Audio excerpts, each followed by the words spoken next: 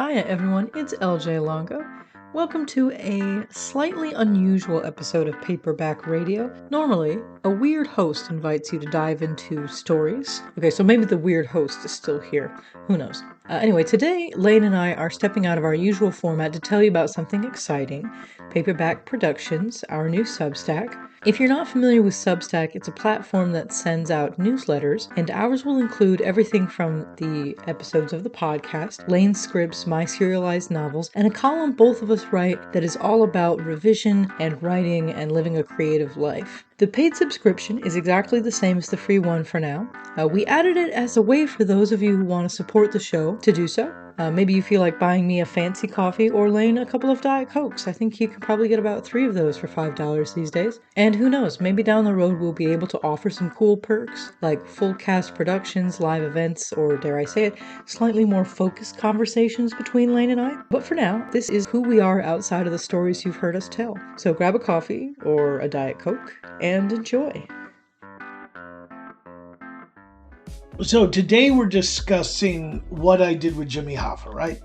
No, we were going to talk about plotting versus pantsing because you wanted to. Oh, I didn't know this was that kind of podcast. Yeah, this is our 5th Friday podcast for Paperback Radio. Our 5th Friday feature for Paperback Radio. Yeah. I'm allowed to swear on this podcast, right? Yeah, well, we swear on a regular... yes. Right, but because I'm me and because I'm actually Lane now who doesn't swear, I don't really feel like it's fucking appropriate. Your laugh did not come through it. She laughed. If you see awkward, heartbreaking silences between the two of us, just know one of us is probably laughing. Yeah, it is not because we are broken as a couple. It's just that we don't have a microphone that picks up on laughter. Although, if I do yell at Lane for breathing too much, it's because the microphone does pick up on breathing. Yes, absolutely. Every tiny little breath. But nothing human. Just the animal parts of us. See, she laughed. I'm just going to make it seem like I'm really self-absorbed. I could add a laugh track. Yeah, I'd love that. Yeah, every time there's an awkward silence, I'll just have like the I Love Lucy laugh coming. That one comes up. Yeah, my own Joker laugh. Yeah. There's a reason why there is not a single witch's cackle in Witch Hunter. I must have spent like 5 minutes one day just cackling at this microphone. So anyway, support us on Substack so we can buy a microphone that can bring the beauty of her laughter and the disconcerting sociopathic nature of mine to the radio. So plotting versus pantsing. Yeah, plotting versus pantsing. Do you want to explain what that might be for those who are not familiar with the concept? Because I'll tell you, I wasn't until you introduced it to me, even though I think it'll be intuitive once. Yeah.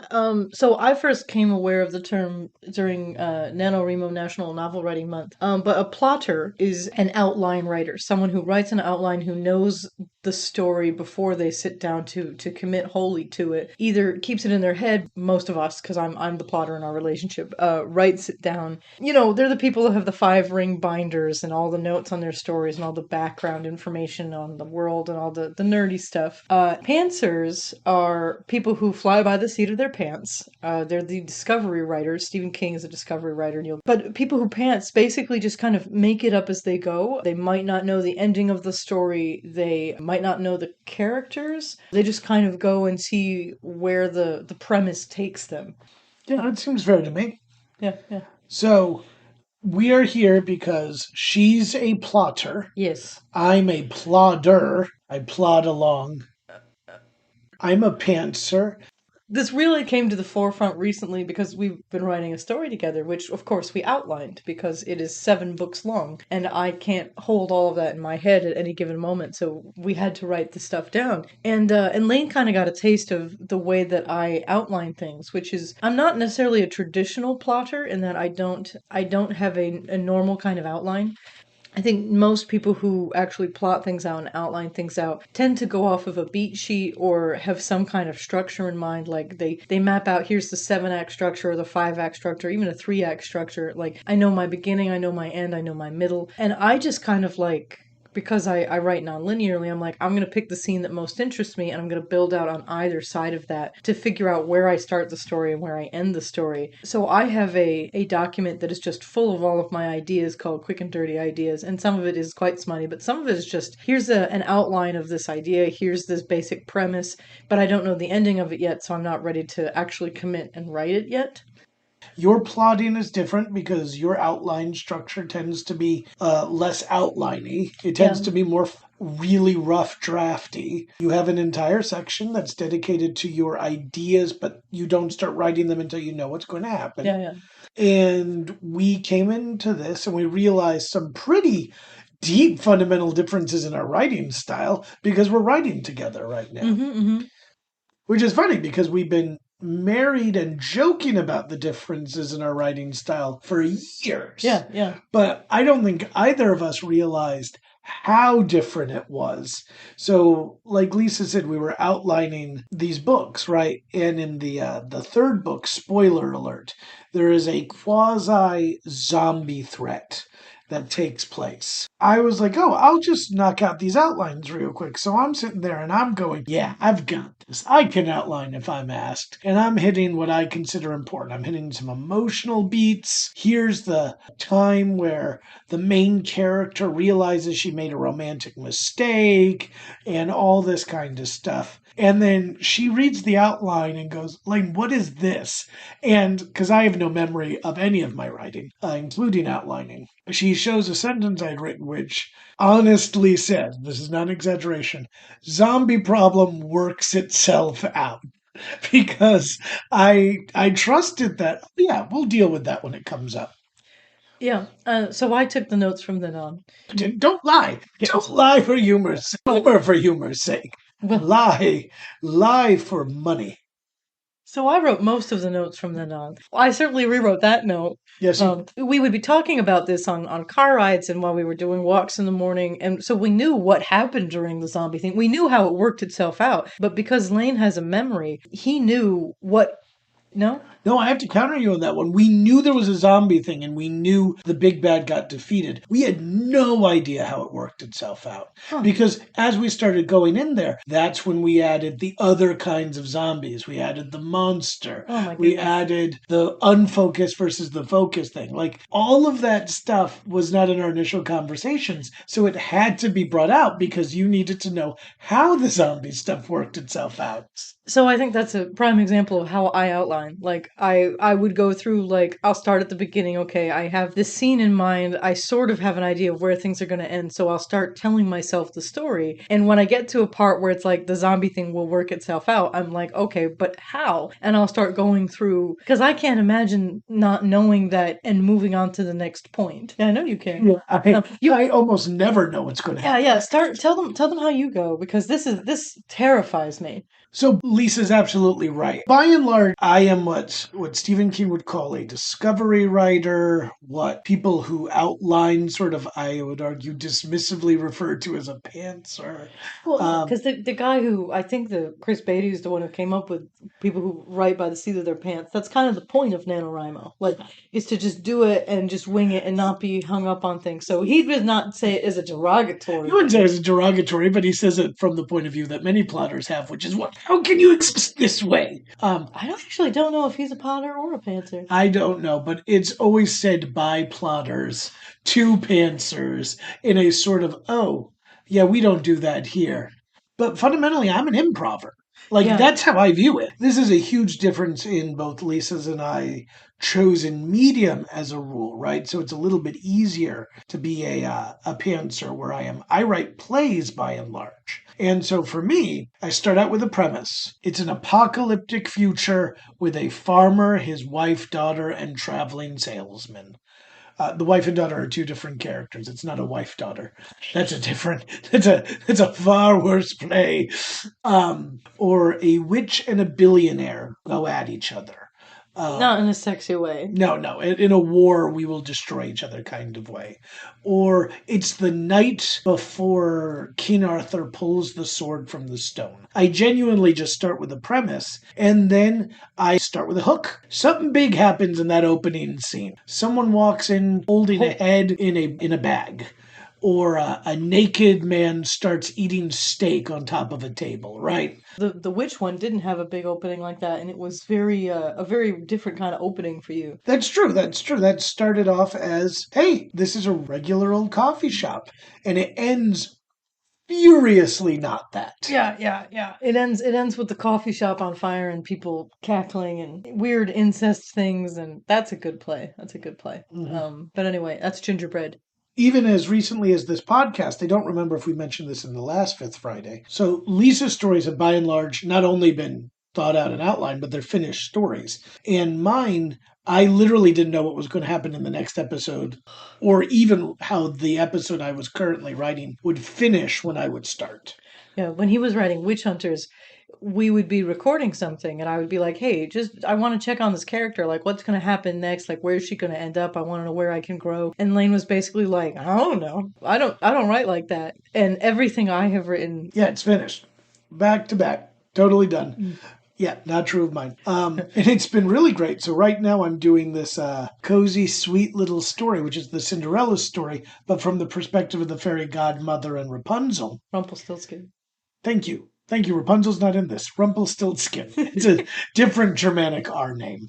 And at some point I'm like, I'm bored now, and I throw in a magic firefight because I'd be interested to know what Lisa says to this, because I don't know what's going to happen next. I have very little patience for boredom. So anytime I'm writing and I'm going, I'm just yapping or I'm just describing, I have this instinct to raise the stakes. And it can be through combat, it can be through a plot shift, it can be through an emotional reveal, but I have this urge which is like, okay, we've existed in this state for long enough. Let's bump it up. Yeah, Lane has really great pacing for that reason. If I see as I'm writing a novel, I read something, I'm like, oh, something's not working here. I know I need to either evaluate the structure of it or I need to punch up what's going on, like punch up the dialogue or make the description matter. Usually cut things down because I tend to overwrite. But I don't have that killer sense of pacing that you do, where every time you kind of relax into a thing, something else jumps at you and happens, and it's like one joke after another, or it's one punch after another. Like your stuff goes quickly. And I'll end a scene fast. Yeah. No, you just are better at everything else. Thank you. But I still think it's the difference between I'm still writing things that I expect people to sit down and watch for an hour. Yeah. Or 2 hours, or even a long play, make it 3.5 hours, right? But it's still an evening. So the build has to be structured that way. You by and large write novels where that's less true. I will say in my attempt to write novels, I have been keeping that instinct. I don't tend to go too long on a chapter. I will write 2 parts to a chapter if I have to. And you get great cliffhangers come out of this too. Yeah. The flip side of it, because I don't want to give the impression of I'm a person who goes, yes, I write this first draft and then it's all done.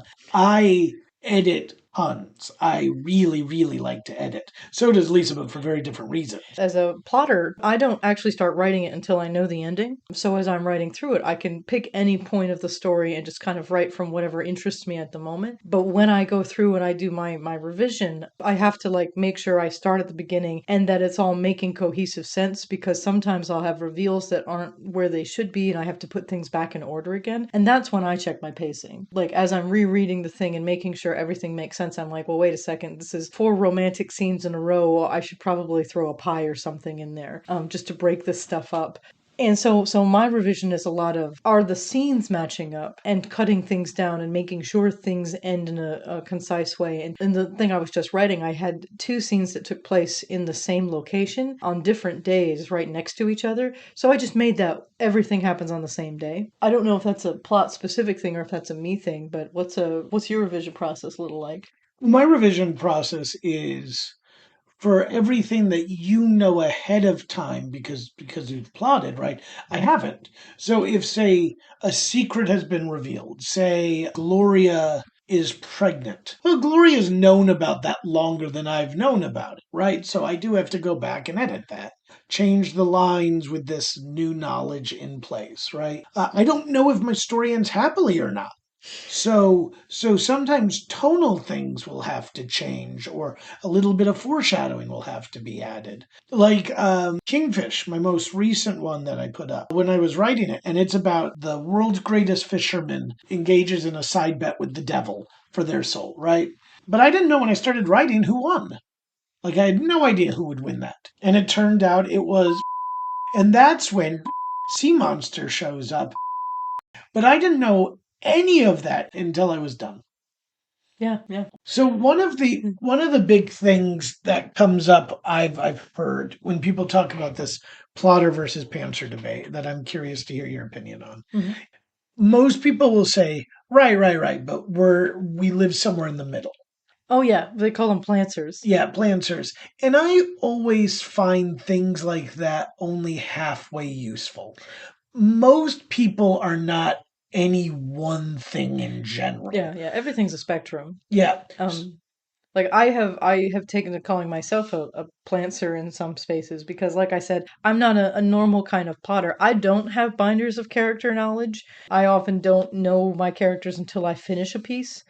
So a lot of my revision is going back to the beginning, making sure that I take them on the arc that I wanted them to go on. But I know lots of other writers, basically they have everything down as an outline and they're just expanding on that outline and then expanding it again until they have a full novel. So Plantsers, the idea is that this is someone who kind of lives between, they have a really open outline. They might not know the end, they might not know the middle, and they just kind of start at the beginning and work their way through and are kind of a little bit of both worlds. And I think that's probably where most writers fall. I know a lot of writers who are like, well, this wasn't part of my outline, so I have to stick to my outline. And I'm like, you absolutely do not have to stick to your outline. And you don't stick to your outline. Not at all.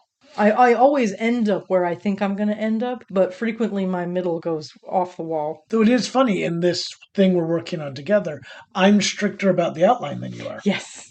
And I don't know if that's my theater training as well, because, and this is where I tend to differ from a lot of creatives, especially creatives who don't interpret but create from scratch, which is because my background is originally in interpretive arts, right? Acting, playing the saxophone, right? Stuff where creative work has already been done, and my job is to work with what I've been given. When I've been given stuff, I tend to be fairly faithful. I'm working with a partner, so it's really important that we're all on the same page. So in this particular case, right, I'm working with my beloved Lisa. If I say, hey, this power does this, and I want to change that, if I was just writing for myself, it would be much easier to do that, but I'm not.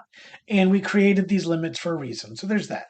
But the other part of it, and this is one of the reasons why I want to touch on the binders in a second. But the other advantage is, what I used to tell actors is, it doesn't matter how bad a play you're in, pretend it's Shakespeare, right? Pretend the person you're dealing with is a genius. And then you start developing creative ways to justify those decisions. Now, here's where this becomes useful from the writing point of view, right? Because that's obviously an interpreting thing. Everything I write is genius. Everything you write is genius. No.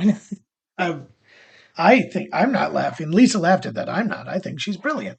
Because when people talk about these folks with binders, for me, in some ways, that's a genre thing too. If you're, let's say, George R.R. Martin, and you're writing Winds of Winter or Game of Thrones. Yeah, this is book, Song of Ice and Fire. Song of Ice and Fire, right? And I believe, from what little I know about his writing process, he is an outliner, so he knows what's going to happen, etc., etc. But he has all this backstory that he's never going to use. And part of that is, that's just so you know the world, right? So let's jump to the magpie story, which Lisa and I are working on, right? I've been fairly adamant that I want to know what our warriors are capable of, right? It's a sort of martial arts story of the wuxia genre. And this can have, if you know Japanese anime, you know power levels can jump immensely very quickly. And part of my concern is, okay, but I want us to be consistent. I want us to know where someone's at any particular time. I don't need to know what they're going to do, right? But I just need to know, hey, if this person can kill a bear with one punch, why am I worried when she's fighting some goon?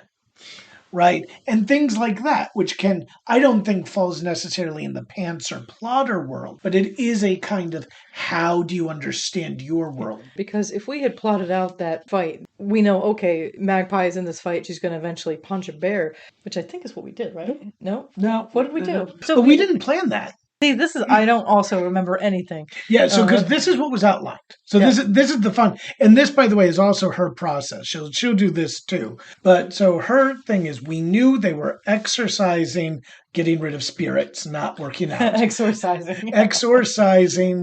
a haunted house. A haunted house. Thank you. Yeah. Cool, and we know they're successful in that, and we know they find certain ghosts during that journey.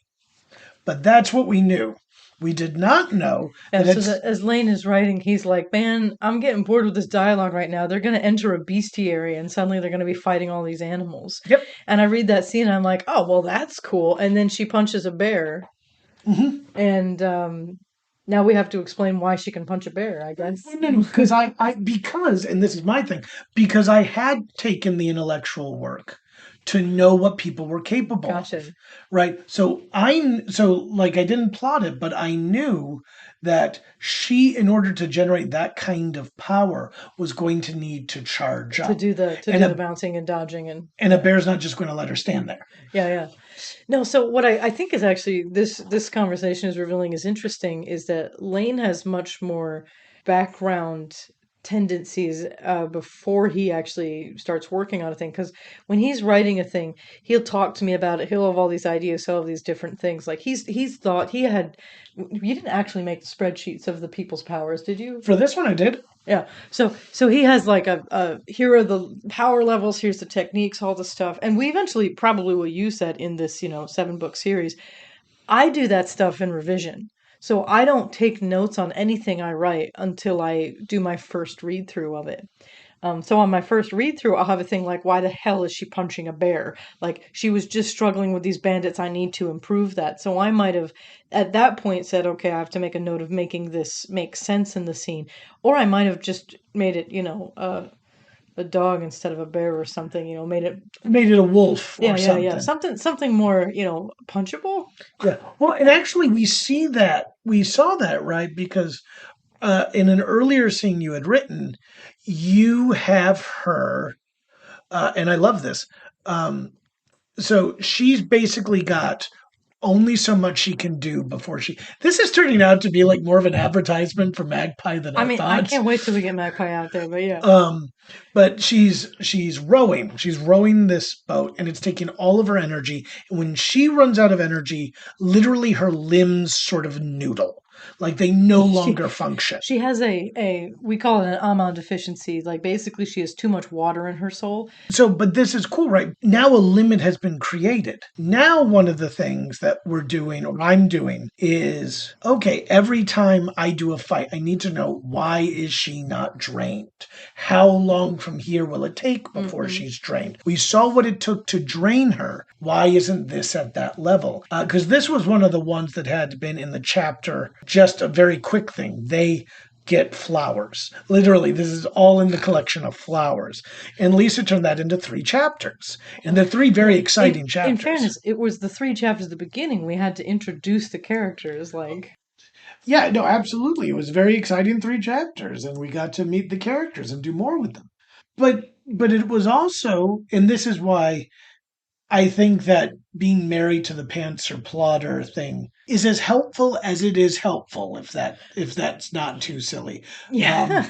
Yeah, it's like if you're someone out there and your instinct is like, oh, I just write everything off of the spur of the moment and I don't know anything about my characters and I just have this great premise and I go, and you're a pantser, know you're in really good company, that your writing style terrifies me, but also that it is completely legitimate for you. And if you're a plotter, similarly, if you're a plotter out there, there's also a lot of really great people who thrive on outlines and a lot of background and researching, and it is great that you do it that way if that works for you. I think the key thing about both of these techniques is that Lane and I finish our stories. I was about to say the same thing. They're both fine if you're finishing them. Mm-hmm. But if you find yourself as a plotter, God, I get halfway through this thing and suddenly I lose interest, I'm not excited about it anymore, maybe you need to try pantsing something. Similarly, if you're a pantser and you can't finish anything, maybe you need to write the ending first and work backwards. Yep. I don't know if this is actually true. It's based on a fairly foggy memory, but I remember vaguely Tennessee Williams would always write from, sort of like what Lisa was saying, right from the big scene, right? Not necessarily the last scene, but the reveal scene, the big one. Yeah, it's called writing from the middle. I mean, so in the case of Streetcar Named Desire, it's the second to last scene. It's not quite the middle, but writing from the middle is a really cool way of going about it. Well, and there's literally a book called Writing from the Middle that talks about using the scene of your character's moment of transition and change, and then you can build up what comes before and what comes after. And for Streetcar Named Desire, what comes after is very quick. Like that transition happens and we can't live with him anymore, but we have to get up to that point. You know what I mean? So Yeah, no, I just yeah, but anyway, you were talking about Tennessee Williams. I'm sorry. I took, because I'm not sure they're the same thing, but they come from the same place, which is your thing, which is writing non-linearly. Yeah. Which, when I found out you could do that, blew me away. Because I'm such a pantser. I go, this happens, then this happens, then this happens, then this happens. And when I found out that Lisa will do a scene set way before or way after, and it didn't really matter because she knew everything that happened. It seemed like a superpower, and one that I've used a couple of times now, especially for working on Magpie, just because we need to keep selling them sweet. For a thing that is you cannot read yet, it is not out online because we are still working on it. We are still very much working on it, but can't build the anticipation up now. Lane, one of the things I wanted to talk about was why I'm a plotter. Why I have this one rule in writing for myself is Oh yeah, no, this is so good. This is so good. I'm sorry, keep going. yeah, this one rule I have for myself is I don't sit down and commit to writing anything until I know the end because of a traumatic experience that I had when I was in high school. I had written the longest thing I'd ever written at that point. It was 360 Microsoft Word pages, 10-point font, single spaced. I don't know how many words that is, but that was a lot of my life. And I realized I had written all this stuff and I had no idea where it was going. I didn't know how to end it. It was just this absolute mess. And I had written it all linearly. And I vowed to myself I would never do it again. And one of the things I've learned later from this project, nothing you write is ever wasted. No work you ever do into something is completely without a meaning. Because I have mined the story over the years for many things. Like many of my favorite archetypes came to the forefront in this story. A lot of my favorite quests were in this one. A lot of things that I've come back to over and over again were ideas I first came up with in this thing. But I've never been able to finish it. I have no idea what to do with this hunk of thing. So I've never written anything without knowing how it ends. Do you have a similar story, Lane? I do. Mine benefits because I'm not even mildly famous. So, and I'll explain what I mean by that. So, the first play it wasn't the first play I finished. I had finished other plays. But the play I wrote for grad school, right, it was going to be my big capstone, was called The Boulder. And I can look back with some pride and say that this was probably the worst thing ever put down in the English language. It makes me proud to say that if it had been read by aliens, they would have determined no intelligent life could be found on this planet. It was so bad that I'm the only person in the history of the program to have only not received my degree, but been disinvited and scrubbed 1984 style from the records. That was a lie. Most of that was a lie. You did graduate. I did graduate. I have. Did they make you rewrite the play? No. They gave me a B. It was fine. Oh man. Anyway, so did you plot The Boulder? Well, so it was based on an already existent plot. It was an adaptation, Sisyphus myth, hence The Boulder. See, I thought it was Avatar fan fiction. Yes, it was absolutely fan fiction about a secondary character. The Boulder deserves his own book. No, he doesn't. But no, it's based on the Sisyphus story, how he was damned for lack of a better term.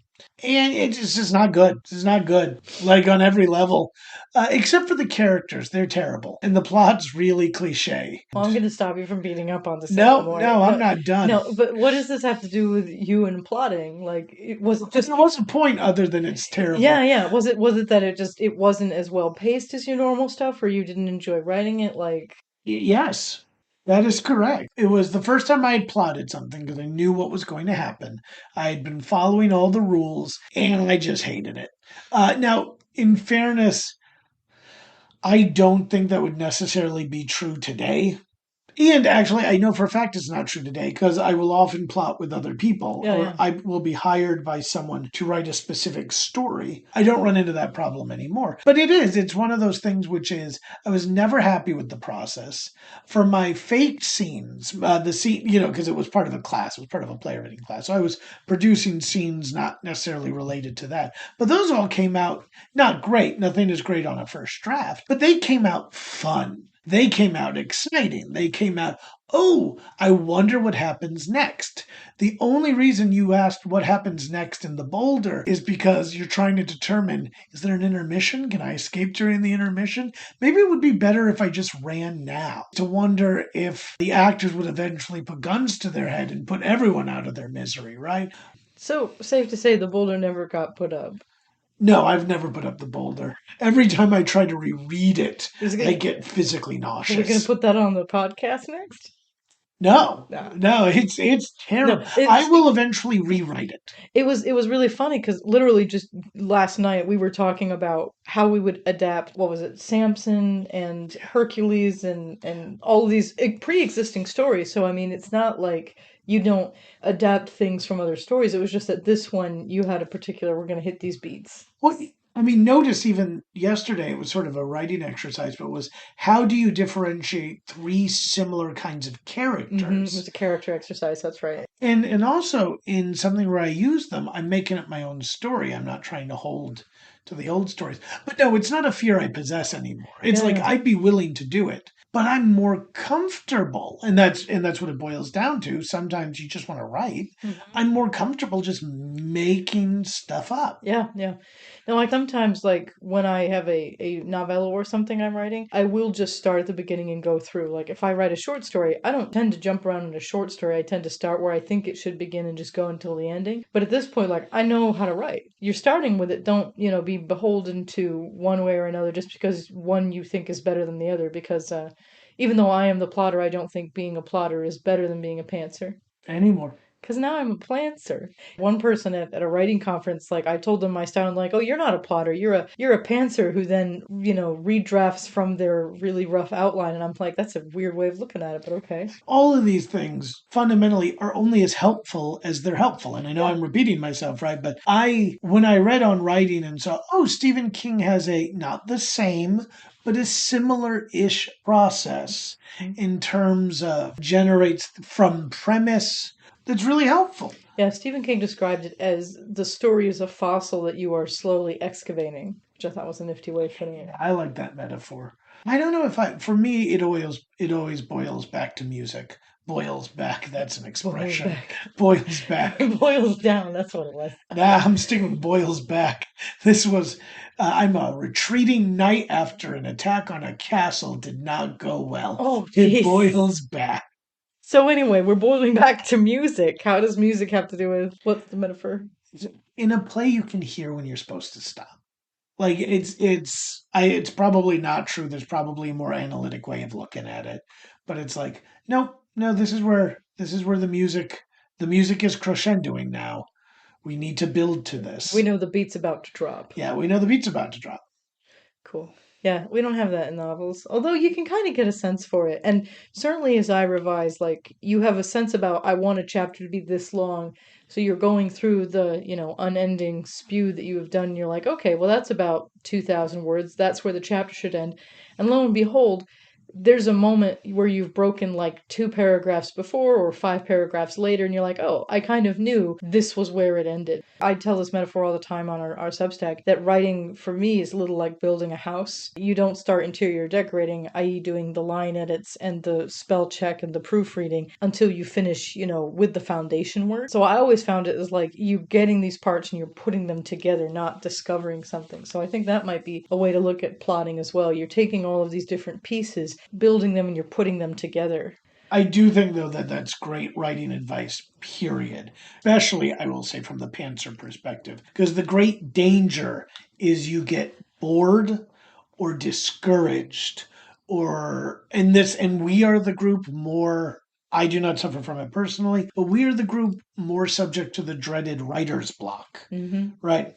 And I think Lisa's point is really important, which is don't worry about the little stuff until you're through, because you can always line edit later. You can Yeah. always, oh, this happened here later, or oh, I decided this character actually possessed a fourth eye growing out of their nose here, right? I love the fourth eye because it implies there's a third eye somewhere that isn't their nose, and the nose eye is the weird one, not the one before that. Yeah. I mean, four eyes is just weird.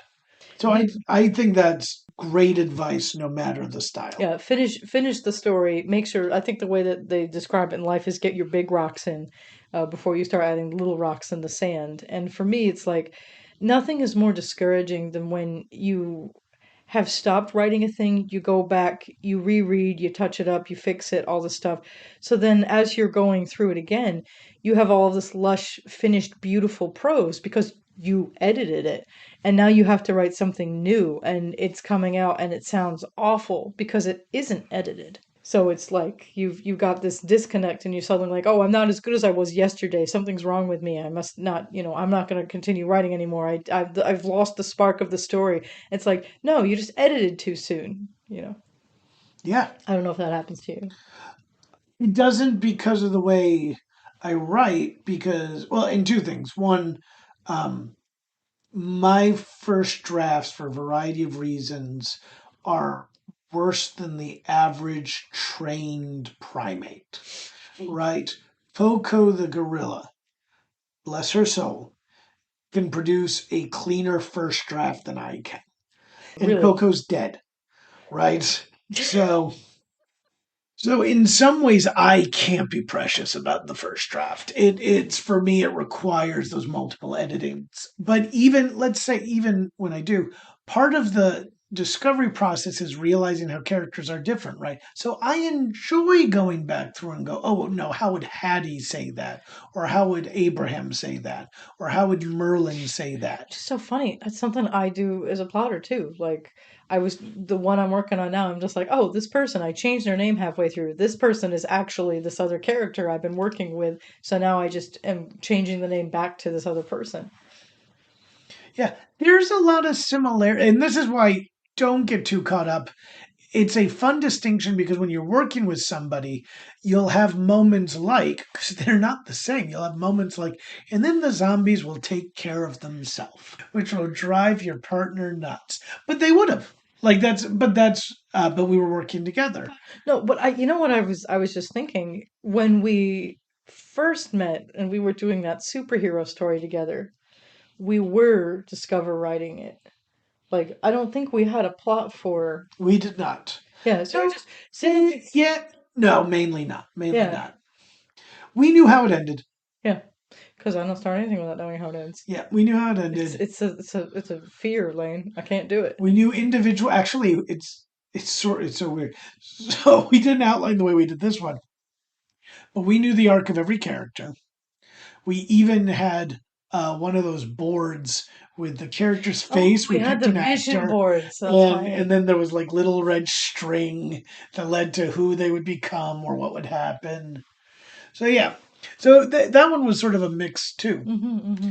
We tried just straight up pantsing our first thing together, which was that spy ghost story. We finished that. We did. We finished that one. Yeah, yeah. I wonder how that is.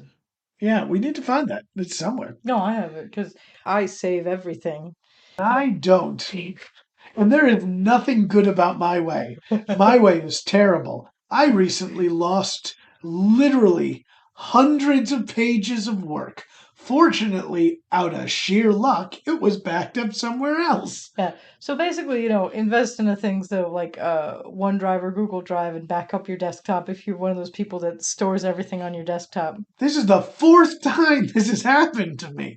I have not learned. We have lost so many good plays.